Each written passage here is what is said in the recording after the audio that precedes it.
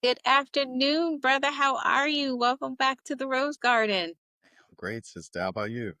I'm wonderful. I am in a state of acceptance this week. Acceptance. Yes. That's a very interesting. You like that? I've been practicing it. I said I'm going to be accepting everything. Hey, I like that frame of mind. To be honest with you, when you say acceptance, I totally embrace that. So it's funny you said that because I was thinking this word in in my mind this morning when I woke up. It was that frame of mind. To be honest. Oh, sorry about that, sister. It was the thing I was thinking was called it's not attachment. It was also acceptance too, but it was in a different kind of a way. Me. You're framing it around what? It was actually accepted. So we're actually aligned today, which is very strange. You know what it was? I was telling myself that we have like attachments to things, right? Right. And the attachments are actually a thing of where we need acceptance because we don't want to have to be like I say, I guess in my viewpoint of this, I was thinking about accepting reality for what it is. hmm Because truth be told, I realized something recently, which is that it actually came from a conversation I was having with my brother, right?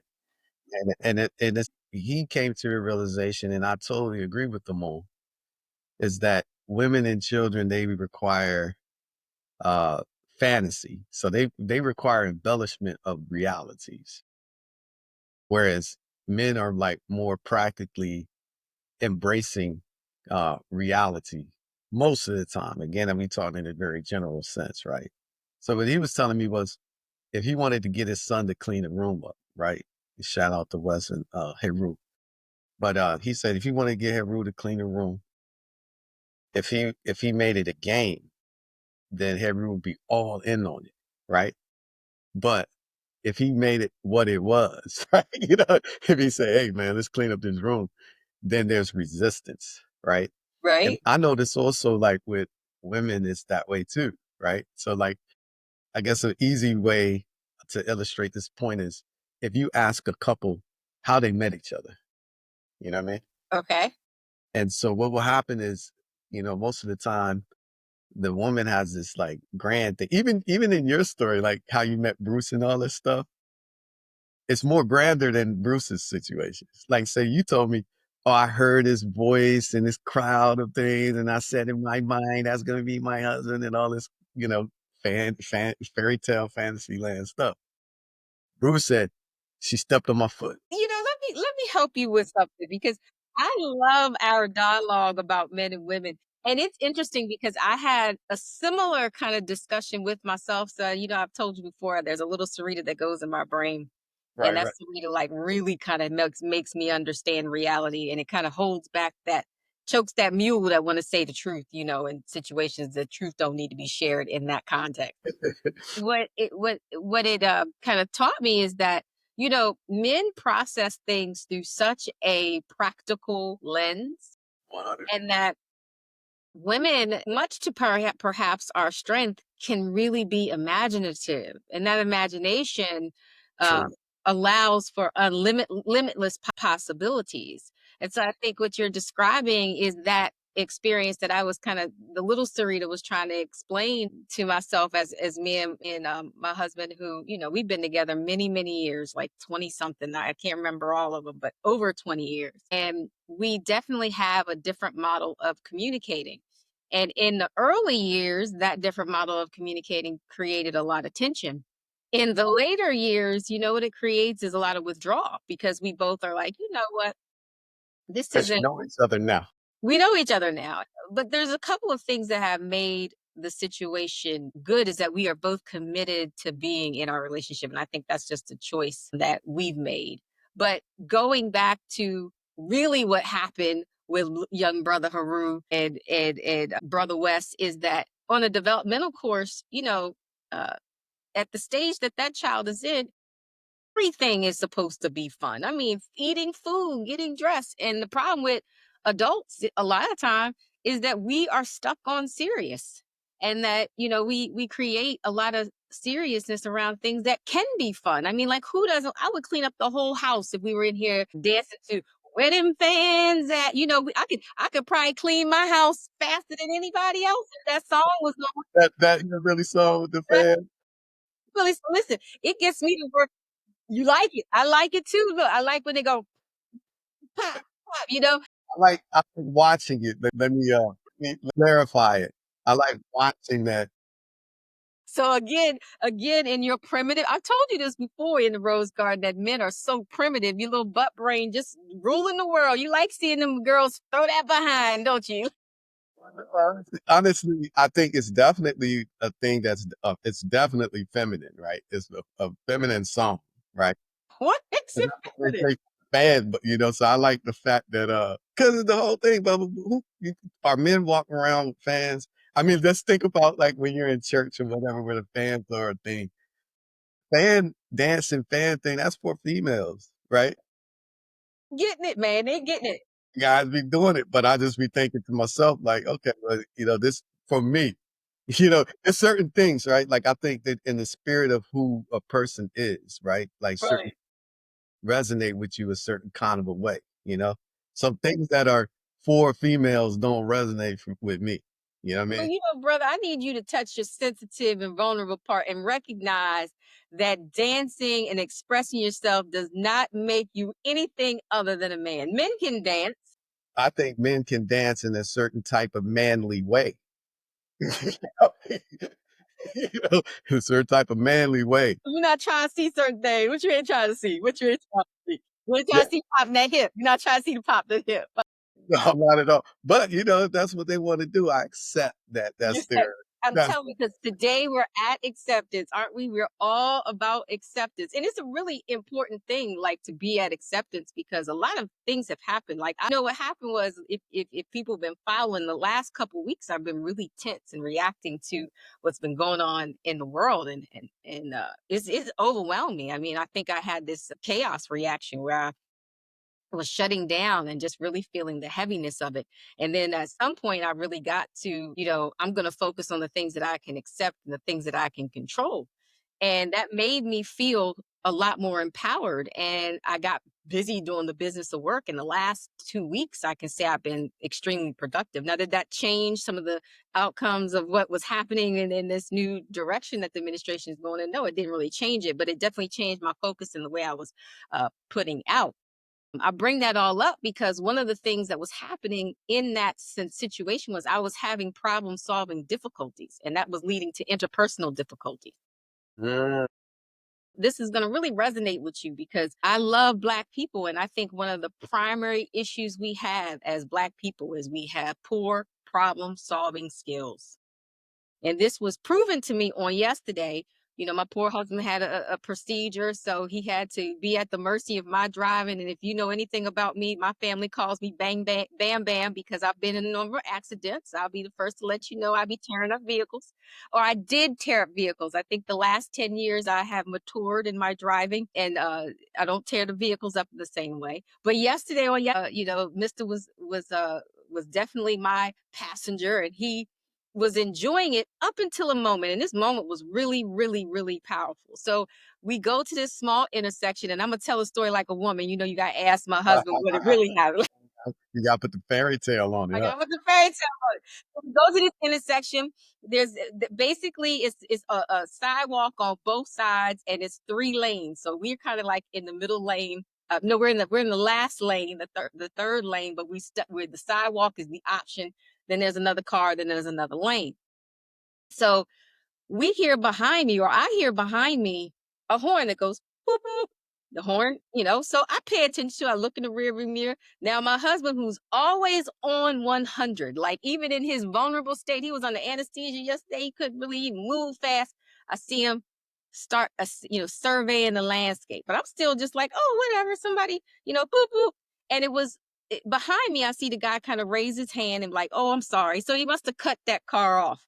But in the time that it took my eyes to look up, that individual who had tapped that horn was coming out of the vehicle with a aluminum bat. An aluminum. Okay. Now, two things went through my mind at that moment at the same time. Number one, how you hit that horn so fast. Number two, why you got bats in your car? Like, is that a part of your problem solving process? But then the unthinkable happened in these seconds. He's giving this person all the business, and the guy's really like, I could see the guy kind of like, and he takes that bat and shatters the window. You hear, okay? And so then I'm like, that little Sarita in my mind started talking again, like, "Oh, it's about to go down." So the normal response is you look at that more. My husband's sitting next to me. He immediately looks up. He sits up and says, "Sarita, you're gonna have to pop that curb." Because then the guy that was putting his hands up jumps out the car. Okay. Where was it at? In front of you or behind you? It was the guy that got hit, the window shatter was directly behind me. Okay. So at this point, I'm like, this can't be happening. Like it's all happening real fast. And then then at the same time, a baboon, and I call it a baboon because I went to see Pop this week. And he described a woman character to me that he was describing as a baboon, and a real live baboon jumped out the car. And lo and behold, that baboon also has an aluminum bat. Wow, both of them have a bat. These people have aluminum now. The two people having the bat wielders, are they from the same vehicle or They're from the same vehicle. So the one dude that got cut off has an aluminum bat. So I'm like, now in my mind, I'm like, y'all people carrying around two bats, and the one that the baboon had, the female bat, I'm gonna call it a baboon. Hers was colored. It was a pink handle. So it was a painted aluminum bat.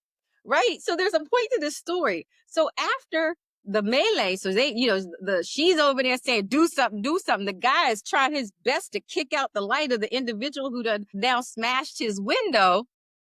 All this is happening at a light at an intersection. My husband is like, Sarita, uh, you gonna have to pop that curb. You gonna have to pop that curb. You gotta get out of here. And then I'm like, I couldn't hear him at first because I was so mesmerized. And so he sits up like, girl. Then he starts to like start telling me like what to do. So I snap out of it, and then I'm like, okay, my husband was during this whole time was surveying how we get out of it, because he said, look, if that dude is got a pistol, we got to get out of it because we're like literally the next car over. But the whole time on the ride home after that, I was telling him like, that was a really unfortunate road rage situation that didn't have to happen among people of that's color. true. And that the issue really that's missing in that scenario is good problem solving skills. Because, like, at the end of the day, that person was safe. Certainly he had gotten cut off, but did it warrant getting out of the vehicle and then him actually committing a crime where you're busting out somebody's window and damaging their property? And then you escalate it even worse because your partner in the car now comes out with bats and aluminum bats, and y'all are threatening this individual, which could have escalated quickly. And I thought to myself, like, as people, Black people really have a lot of empathy, right? Because we are very accepting of people. We take in all kinds of strays in our community. That's very But true. with each other, we are not displaying the same level of empathy that we give other people. And I think also in these momentary reactions, we go to this aggressive kind of response versus one that's thought out and is good for our community. Because, like, let's just say Bruce was right and somebody had a pistol in that situation and they started shooting. Three lives would have been really, and perhaps any bystanders who might have gotten harmed in that would have been harmed over, you know, getting cut off, and everybody was safe. Like, by the time that man was able to blow his horn and create a ruckus, and there was no damage to the vehicle done, like everybody was safe. And that happens. And I thought quickly, like, I started this, they all saying, I've been in some accidents. I would hate for somebody a baboon to jump out the car with a bat on me, because I don't carry aluminum bats. Maybe I need to start carrying bats in the back, but that's just not something I have naturally. And I would hope that the obligatory gesture of my bad would have been warm enough for that person to understand that it really was no harm, no foul. So I just really am struggling greatly with how we've lost the ability to problem solve. Like, is that nature, nurture. And then, but at the same time, there's so many great characteristics about the Black group of people and the Black population that shows me we have a lot of empathy, care, and concern for people, but that we don't do it for ourselves. So that was a very long winded way of telling you how I'm getting to acceptance is I'm really looking around and being like, people ain't well. And I need to not be able, you need to be able to respond in a way that is nourishing my community, nourishing myself, understanding that a lot of people are on 10 for no reason, for getting cut off, for getting for these minor infractions. Yeah, I totally agree with you. I mean, honestly, like you say, I think certain things plague, our communities. And when I'm talking about our community, I'm talking about the melanated ones right now. But one of those things is it seems like uh, the world has been effective on us to be always like conscious on race, right? Hmm. Like we're more centered and conscious on race than a lot of other folks are, right? Hmm. But in the way that I feel like this reflects in the way that we treat each other, it's like we believe the hype of what is told about race, and in Hmm. terms of like inferiority or supremacy and stuff like that. We believe it, and to a certain degree, I think if you're looking at things from a relative perspective, you could see some validity in what's being said, right? But then also, like, put it this way, I think that who is demonstrating real strength in certain scenarios, right? If we look at somebody that, let's just say right now, if that guy did have a gun, Hmm. right? That got his window shattered out, right? Right. And he's by himself, it sounded like. And Hmm. then this other guy and his woman, they're together, and they're really, in my mind, looking for trouble because they already got the implements of trouble in their vehicles with these aluminum bats and all this stuff. I mean, that could be that they're baseball coaches or whatever the case. Right. But the fact that they took to using those bats, which really could have put themselves in a super precarious situation, because if that dude had a gun, let's just say he was a police officer. Right. He felt threatened that they did that, right? Which if they knew he was a police officer, I wonder if they would have the heart, Acted that way.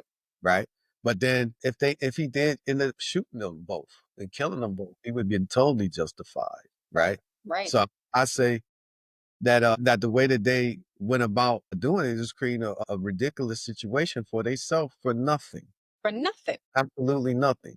And with these huge issues that we actually really are facing, people are not, when you're doing that kind of stuff, right? Because I guess ultimately buying into the story that is being told, Hmm. it promotes that type of behavior because it's like we always got to be defending ourselves. We always got to be tough. We always got to be on this thing, right? Hmm. But we're not connecting with each other. I was thinking, going back to the acceptance, right, and the realities versus fantasies and stuff like that. I find myself having these conversations where y- even you and I do it, where we're both saying the same thing, right? We might be coming from a different perspectives. I might be the male, you might be the female. You know what I mean? You might be seeing it through rosy glasses. I might be seeing it through clear of it, clear eyes. Mine got to be rosy though. Okay. You know, but it's a nice little world you live in with the rosy glasses, right? That might. I told you I'm more creative. It gives us the creative. But let's just say though that we both saying the same thing in the end, Right. right? Right. But instead of us appreciating the similarities in each other, like for me, I personally know what it's like to live with challenges. You know what I'm saying? Like maybe like hidden disabilities and challenges and stuff like that. Right. So I automatically believe like if somebody's having like if they get in an accident or they're driving slow, whatever, they might be having problems in that car. Hmm. I mean, so I'm not getting it into my mind like, oh, they're getting in my way or they doing this. I'm connecting with someone else and thinking like, well, they need help. There's something Right. wrong Right. with this stuff. But people ain't thinking that way because they just thinking. There was one time I had picked my daughter up from school, right? Because I was the daily chauffeur for the princess, right? You know what I Right. mean? From here it is, we coming back in our neighborhood, right? I'm driving the speed limit, right? It's a neighborhood where a school is right across the street, so, in those places, the speed limit is a lot slower, right? Right. So I'm driving the speed limit and, we like, 2 turns away from where we living at the time. So, some dude behind me is on the horn, doing all kind of crazy stuff and everything, right?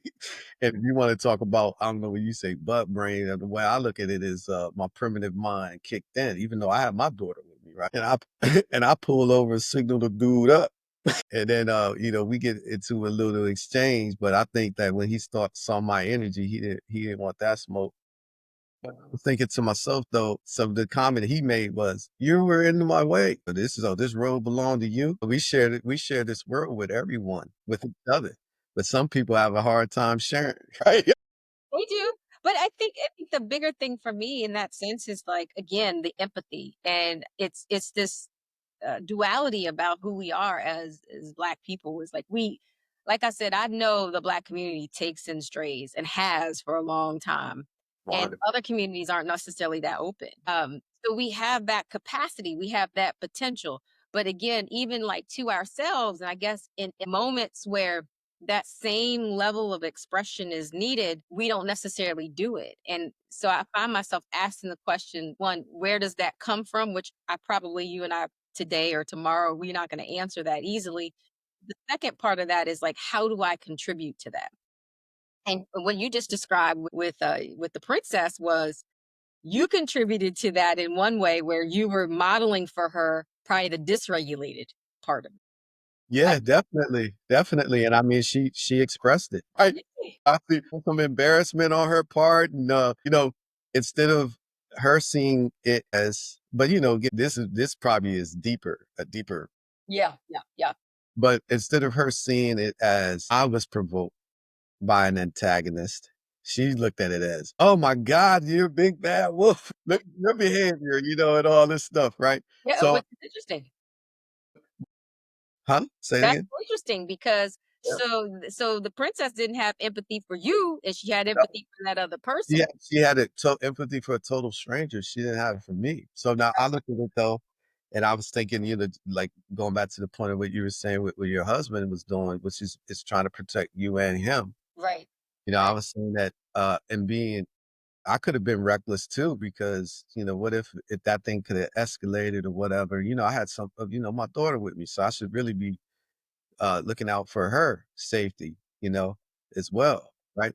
I was thinking, who demonstrates the most power? It's like a person who in a situation really has none, right? mhm, Or even if it's equal, let's just say if right now I'm holding a baby in my lap and I'm bouncing the baby and all this stuff, and the baby doesn't know any better. And they grab a little knife off of the kitchen counter or something, and they stab me with the knife, right? right, right, Now, how do I react to that? Do I throw the baby across the room into the right, wall? right. Or do I demonstrate restraint because I know that that baby didn't mean it?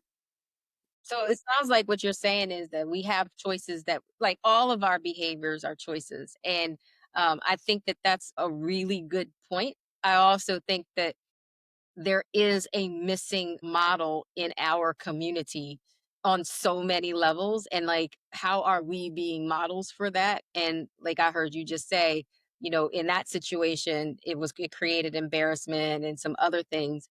I certainly have some situations and scenarios I'm not proud of as a parent, that I've done, but also like as a friend and as a human.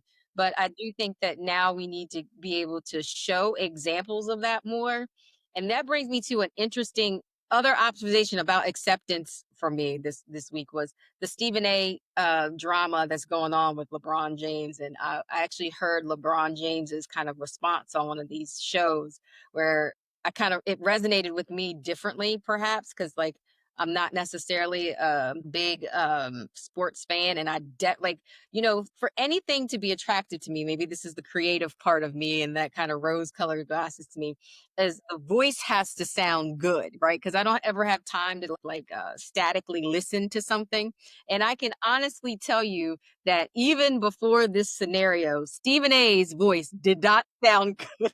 So there Yeah, was exactly. absolute rejection of anything Stephen A just by sheer voice. Now there's somebody named Bomani that my husband and my son listen to, melodic voice, and I can deal with Bomani's voice. Ryan Clark's voice, absolutely can deal with Ryan Clark's voice.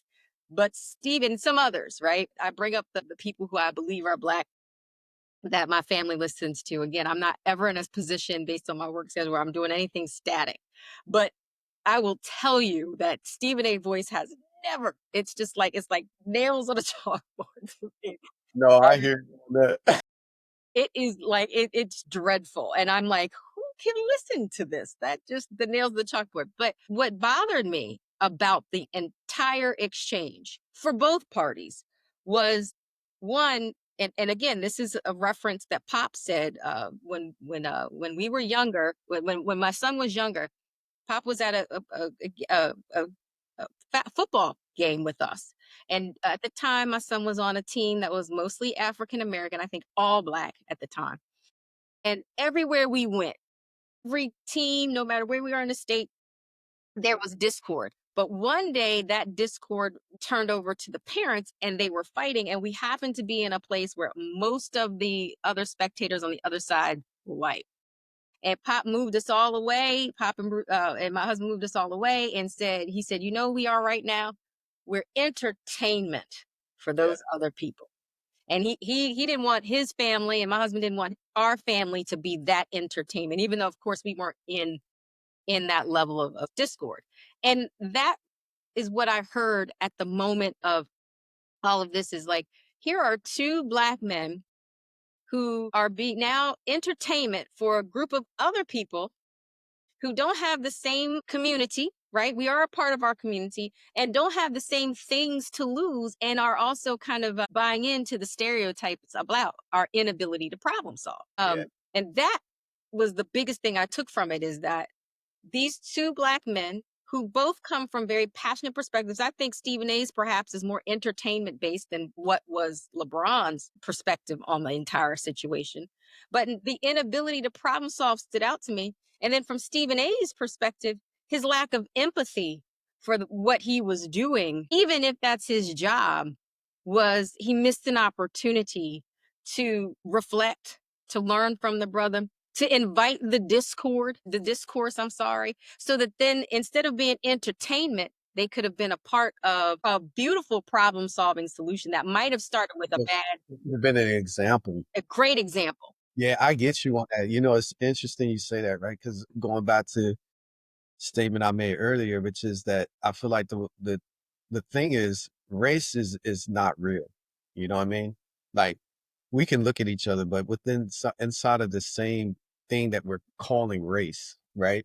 Is a lot of differences. So let's just talk about the melanated community, right? Tall, short, thin, fat, dark, light. You know, there's all these different, Baboons. yeah, apples, of course. But what I'm trying to say is ultimately we all have one head, two arms, two legs, right? We human beings, you know? So to get caught up in the rapture of this nonsense of things that separate us, because I think also if we just take down to the basic microcosm, right? If we just look at the fact that just the gender difference, men and women are different. And we want to say, in as much as one is male and one is female, which the base word exists in both of them. Right. Right. The thing is, we want the same things, right? We feel the same way about things, right? So Mhm. instead of us focusing on the differences, right? Like, let's just say, for instance, it is true that the way a woman's mind is, like you say, it may be more imaginative and they might be more seeing the world through rosy colored glasses and men are more practical and all that stuff. That might be true, right? But in as much as it is, there's still a reality, right? That we're both living inside of. So if your reality is a little bit more dressed up and prettier than mine, we can still agree that, you know, we're in a similar place. Like we were saying, we're on earth, we're breathing air, we're subject to the laws of gravity and stuff like that. Right. Right. Right. What I'm saying is, why are we not looking at the things that make us the same? Right. Because let's just say, you know, in order for us to be people, that means a man and a woman has to come in together and procreate. Now, I don't care if you white or black. if you're decent. You know what I mean? The two people who have come together, if we're gonna call a baseline reality something, a standard of how it should be, they should be in love with each other. The man should respect the woman should respect the man. They should be husband and wife. They should create a family that they both care about. These kids they both care about, and they both put all of their energy and effort into doing that. And as much as you're black, white, yellow, red, who cares what you are? If you understand the role of parent, you understand the role of husband and wife, and these things should be similar. Mhm. Now, in as much as these things are the same, we should respect it in each other. But what people want to do is they want to make us different from one another. I ain't never seen nobody that could live forever. Right. Ain't nobody that could fly through the air unassisted. Right, right. So we're a lot more we're a lot more same than we're different. We're a lot more same, but we want to think that we're different. I know the Bible used to say something about like, you can see the splinter in somebody else's eye, but you don't see the log in your own. Right, right. Right? And we are different in some ways. Like there's a lot of uniqueness to us, but those differences enhance what I think what I'm hearing you say is those differences enhance the entire community of humanity. Yeah, it does, because what it does is it makes it more stylish and flavor, and all that. Like, let's just say, for instance, it's like food, right? Fundamentally, food is just nourishment, you Mhm. know, fundamentally. But we dress it up, you know what I mean? We put Well, spice. we gotta identify who. I'm gonna let y'all know. Grandma Rose dressed it up. Grandma Lucille dressed it up. Some people got problems with that. Like for me, myself personally, right? I make edible nourishment. You know, you keep referencing yourself, and I've Not, never it's not, seen you behind a. hey, but it's not presentable. It ain't like restaurant style presentable. Right, If right. I live, I can make enough food for me to live, and other people that want to eat a meal with me to live. But like you said, that might not be my exact forte. But the bottom line is nourishment, It's right? not. That's not your gift. That's not my gift. But the fundamental thing is that food is what food is supposed to do for us is give us the fuel to power our bodies so that we can live, right? Okay, I And got. we got choices on the food that we eat, but no matter of what you choose, it still does that fundamental purpose in one way or another, right? So what I'm saying is that's what the differences of people are. It's like somebody is a chicken, somebody is steak, somebody is apple, somebody is a pear, somebody's banana, but you just fruit. Right, Ultimate. So why I can't say that there's banana is superior to a grape. right, right, Grape and banana, they the same thing for real. You right. know, But humans do a good job of that distinction, and the part of it is that you. So you mentioned this earlier about this idea of power. yeah, And I think that that has devastated plenty of societies, plenty of communities, and maybe even our community, the melanated community, even more because from a organized perspective, yeah, it's well known that our power structures are not. We don't have a good power center. At least one that's recognizable. Like I think within individual systems, like our families, certainly there's a power structure that people honor and feel some sort of way about. But when we look at it sociologically, melanated people, and I'm not going to just say all melanated people, I'm going to say Black people in particular have had the power structures taken away from them. yeah, And that there's a cost to that. There's a consequence. There's a way we show up in the world when you recognize that you're being acted upon instead of acting on. Now, the freedom of that, like again, when I started this off about acceptance and this is kind of the same thing about responding to chaos theory and feeling very powerless in this dynamic of what we are experiencing and what we're going through, is you always have a choice on how you respond to the structure. And the bottom line is one thing's for sure about humanity is we are every day that we wake ourselves up, we are progressing closer to death. Like you said, I ain't never seen somebody who could defy that. And so, since that's the truth, and usually the most adaptive reaction, our primitive reaction as humans is we don't want to die. So we're going to do everything we can to avoid death. That could be compliance, that could be all these reactions that we're starting to see. But I bring that up because you do get to decide in what direction you're going to die in. Like, so am I going to die on my knees, or am I going to die fighting? Am I going to die with principle? Am I going to die having a weak integrity? And I think, that's the thing that's the power that can't nobody take away from you, right? Like, and Black people don't recognize that. Like, I don't, like, I don't care. Two things happened to us by being raised by grandma. Like, nobody can tell me too much about who I am, because I already know who I am, right? It's not dictated by what you say I am. And perhaps That's that was the rearage, right? It's dictated by what I say I am. So, like, if today I say I'm the best looking chick on in Germantown, I'm the best looking chick in Germantown. That's what you got. well, I agree with you. Like that one point that you made right there is interesting because I was thinking that let's just take any person in the world, and you just try to get them to remember their first conscious thought, right? And and I would bet anything on this. Your first conscious thought is not knowing who any of these things that other people will label you as. Mhm. Like, say for instance, if you're Black, your first conscious thought is not knowing that you're Black, Right, that you Black.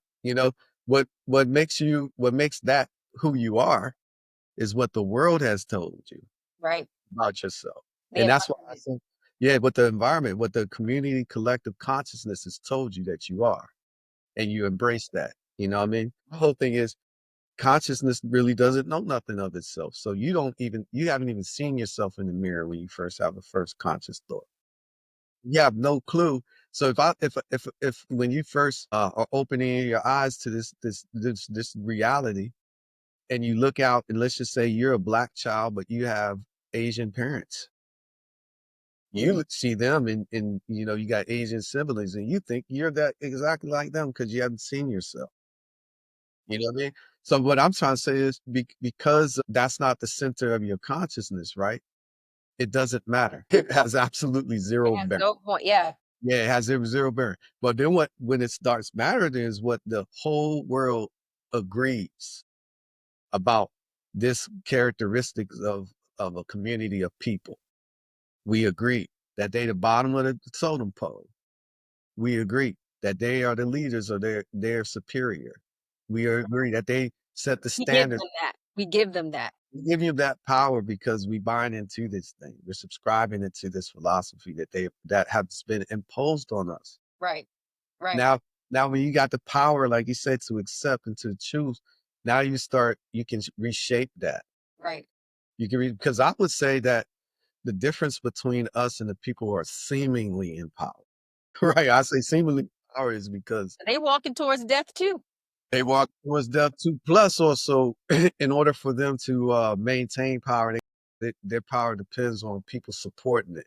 Yes, they You do. And that can be, and that's a fickle thing. That's a fickle thing. that's a fickle thing. But like, truth be told, like, the real law of nature is the survival of the fittest, Correct. strong to survive. That's not our socialized world, right? So I think that there's a thing of the way that people who became in power now, they lack real honor, right?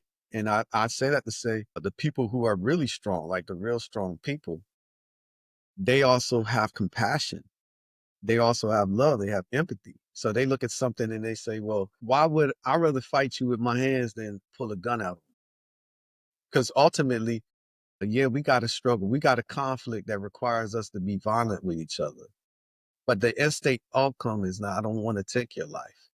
You know, it's just like watching these animals in the wild fight. Like, you'll see two apex predators fight each other, like two bears, right? But they get to a point, and like when they're fighting, it don't, the possibility is one of them could kill each other, and I'm sure that in a lot of fights It happens. that does happen, Yeah. right? But the majority of these fights, what ends up happening is that there's a clear winner and a clear loser, right? And the winner gives the loser grace to walk away. Right. Right. You know what I mean? And I feel like that in people.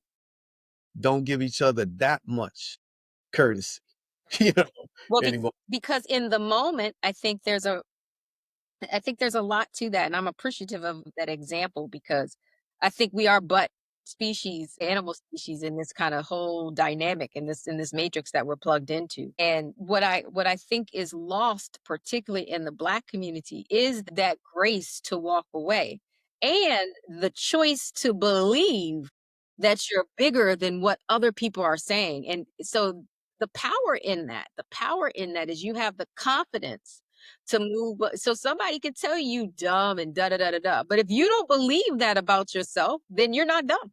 Right? Like I said, nobody can do certain things to me. Nobody can say certain things to me because I really just don't believe them. So you can be, this actually was a real thing. One of our neighbors, who's a crazy person, when we first moved into this neighborhood, she called me and my husband niggas, and we literally started laughing. Like we were like, "God, that I went touched by it." You know what I mean? We were like, "Yeah, you too." Yeah.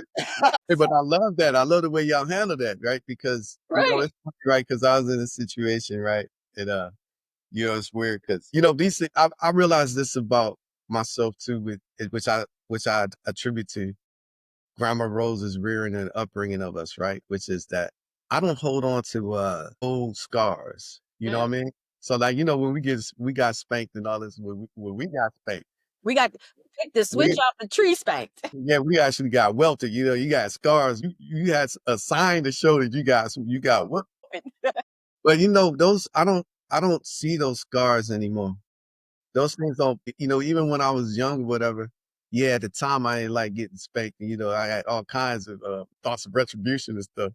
But but now, even after that though, it passes, right? And you're not holding on to this. So like I could go through a situation that, psychologically might be traumatic because I do think like our whole existence, every phase of our lives has been in crisis and trauma and all this. But I would say that I'm not holding on to the pain bodies of that trauma. You know what I mean?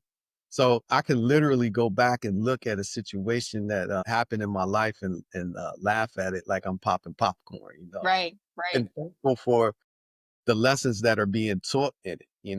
But that's And the then, adaptive reaction. I think that's what you're trying to give to our other Black people is like we got to be able to sit back, take the lessons from those experiences, but they're not as harmful as we let them be. 100%. It's interesting because I think my son or one of the young men around. I want to say my son for the purposes of this. I can tell a story. Right, I'm right. going to say it was my son, and he mentioned that growing up, he never bought into Black men not being in their lives because in our scenario, their father was more present than I was. And then when he looked around, 3 to 4 degrees separation. Sorry. 3 to 4 degrees. Somebody don't realize that this is You over here recording. go ahead. Go ahead. So 3 to 4 degrees of separation, they had men in their lives, fathers, grandfathers, a lot of strong Black men. And even I have a surrogate in Pop, where I have always had a strong silverback figure in my life. And so he never bought into it, right? But he would hear people, his white counterparts, make jokes about like, is your dad around? And my son was like, is yours? He would really embody the fact like, y'all ain't better than me for that thing that you want me to believe about myself. Right. And even if it was true, he would say, like, Do you know who my mama is? Like, he just never bought into this position of lack. And I've always appreciated that about him. Right. Uh, I feel you. I appreciate that you shared that because I'm gonna tell you that in our experience, I believe that the universe fills in every void, right? Because it's like in our case, both of our parents were not part of our early childhood development, right? At certain stages of it, at least, right? And so we could not really be like, blame that on the father. Right. Right. You had either one, right? It was both missed. But look at the beauty of the universe, right? Where Right. the moment that a void comes in, then it fills that void. Like, our grandmother steps in right away, so now we have a mother. She has a husband, and that man is a great man, and he's a father figure to us. Then in other stages of our life, like when we were removed from that, and here it is now, we're with our mother, but there is no real man there, right? But then we get that filled in. Like each one of us has our own father figure that came in, a surrogate father that was able to influence us in certain ways. Absolutely. And then like when I looked at it and I was like, well, I don't have a brother. The universe saw this void and then put a real brother in my life, that we connected more deeper than blood being our bond. And I Right. feel like all of that being said, it's just that I realized that we lack nothing all the Right. time. Like if a person is born and they lose their parents completely, like the community raises them and all that stuff. And yeah, these things are difficult. Like I'm not undermining like how hard this is and what the effect that they bring to you. But you're right. Like, somebody on the outside trying to determine what that means is crazy, right? And then the people looking at themselves, right? Because I was gonna say that as I watched myself evolve over time consciously, right? And then I find myself in a situation where I'm getting violated in the car. Right. Right. Car, two people, whatever. And inside of that situation, I'm in total zen, right? People are asking me like, well, why didn't you respond to this situation violently? And the answer is very simple because it's the like you said, it's just I had the power to choose on which way I wanted to deal with it. Right? But I chose not to do nothing in that situation that was anything remotely violent because at the end of the day, that would be impulsive. That wouldn't solve anything. Right. And then and the outcome of being violent would just leave me in the end of it wishing that I hadn't did it. You know Right. what I'm saying? And I said, I've been too many moments in my life that I wish I could take back that last 10 minutes and do it differently. You know what I mean? But then also I don't regret some of the choices I made because, they led to, develop me into the person that I am now. You know what I mean?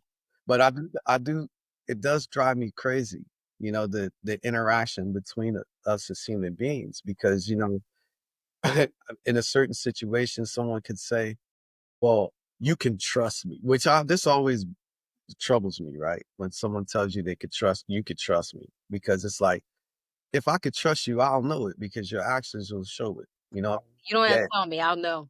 you don't have to tell me. But then also, when someone will be like, "Oh, we trust each other. I trust you. You trust me." And if you don't have the same reaction back, right? Mhm. Mhm.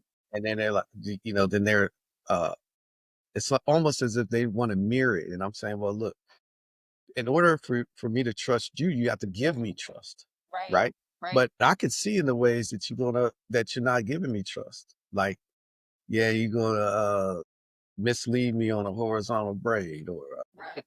you Right. know, That you know, horizontal brain got me. yeah. But then at the same time, in the moment where that's being revealed, and I'm acknowledging, okay, this for whatever reason can't be real with me on this, right? But you want to say how you don't want people to do you that way. Right. You're honest and all this stuff. And then like all you got to do, if it's as human beings, if we did not even talk at all, we had the inability to speak a word. All you have to do is watch people's actions, and the actions are speaking more than words could ever do. That honest is so true, right?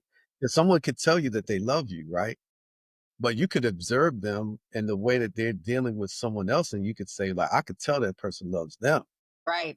They Right. don't really love me though. You Right. know, let's say it, for instance, the way that they are taking care of a family member, a parent or a child, you could look at that and be like, they've been in over backwards for that person, right? But then, so if I'm in the same scenario that that person would be in, would you treat me that same way? So like you said, you're taking your husband to an appointment, and he's sedated and all this stuff, but you're there for him. You told me a story that I thought about, and I was like, this was inspiring to me. You said something about you had to fall down the steps, and your little little bit embarrassed, your husband hears the tumbling and whatnot, then, he comes and sits with you at the step, right? Yeah. And then you're like, in that moment, the fact that he just sat there with you and, while you're assessing yourself, if there's any damage, licking the wounds on embarrassment and stuff, Right. and he's sitting there with you and you feeling close to him. It was just like, remind me of the time when, our nephew was with me and we went on like a 4-mile walk and we Yeah. didn't talk at all. Yeah. We just walked next to each other. And then he goes back home raving to his mom of like, wow, I feel so close to uncle. And, Yeah. and we didn't say a word. Right. It's It's those moments. Yeah. these things. So I think that there's a lot to take back and to take away from today is that, we got to still keep modeling and acting and being examples of who we want others to be and how we want others to treat us. And especially amongst ourselves. Like if I could just let that radiate out to the rest of the Black people in the world, like we gotta, we don't have to be the sum of the characteristics that people are projecting on us. We can be who we are. Like Ex- I said, our community is empathetic, loving. We take in strays all the time. So we can do that for each other. And that love and that empathy is what connects us. And I have so much gratitude for the people who've showed up in our life that were examples of that. All those surrogates, the surrogate brothers, the surrogate fathers who Shout out to them. shout out to all of I- them.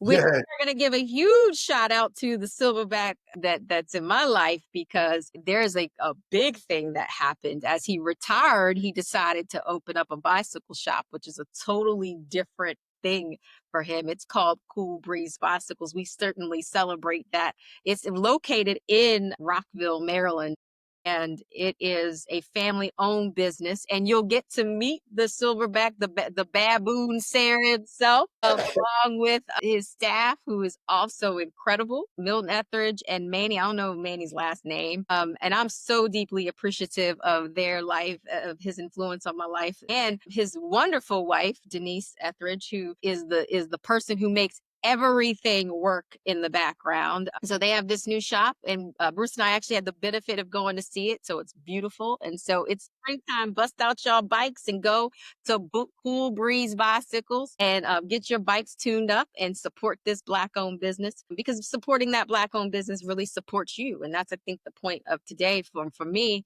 is that our community is so big and so vast and so supportive that we help not only grow people like I don't know if I would be the young woman that I am today without the influences of the Etheridges, but certainly my kids are touched by it, and their kids will be touched by their influence.